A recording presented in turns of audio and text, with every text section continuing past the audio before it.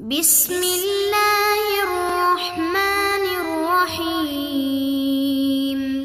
السلام علیکم ورحمۃ اللہ وبرکاتہ۔ رمضان المبارک کے اندر کئی ساری باتیں لوگ اپنی طرف سے مشہور کر دیتے ہیں۔ مثلا اب یہ بات مشہور کی جاتی ہے کہ جس نے تراویح نہ پڑھی ہو وہ روزہ بھی نہیں رکھ سکتا، حالانکہ حضور پاک صلی اللہ علیہ وسلم نے وضاحت کی ہے کہ اللہ نے اس کے روزے کو فرض کیا ہے اور اس کے رات کے قیام کو، رمضان کے رات کے قیام کو وسننتہ، میں نے اس کو سنت قرار دیا ہے۔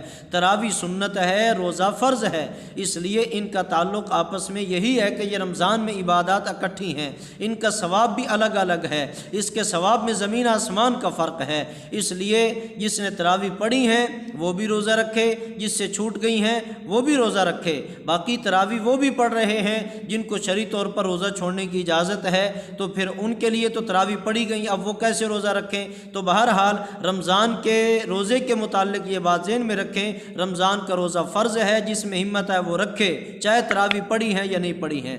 دوسری بات اعتکاف کے متعلق مشہور کی جاتی ہے کہ اعتکاف وہی بندہ کر سکتا ہے جس نے پورے پچھلے 20 روزے رکھے ہوں، جس نے ایک بھی روزہ چھوڑا ہے تو وہ اعتکاف نہیں کر سکتا۔ تو میرے بزرگوں اور بھائیوں، ایسی بات نہیں ہے، اعتکاف کے لیے شرط ہے کہ روزہ رکھے، لیکن پچھلے روزے شرط نہیں ہیں۔ اعتکاف کے دوران روزے رکھنے شرط ہیں۔ اگر یہ رمضان کے آخری دنوں میں جس نے اعتکاف کیا ہے کوئی ایک روزہ بھی اس نے چھوڑ دیا تو اس کا اعتکاف ٹوٹ جائے گا۔ اس لیے رمضان المبارک ہے، اللہ کے لیے اس کا احترام کریں، غلط باتیں پھیلانے سے گریز کریں۔ اللہ نے جو بات دی ہے، رسول پاک صلی اللہ علیہ وسلم نے جو بات بتلائی ہے، اسی کو لیا جائے، اسی کو پھیلایا جائے، اسی پہ عمل کیا جائے۔ دیگر باتوں کی طرف توجہ کرنے کی ہمیں کوئی ضرورت نہیں ہے۔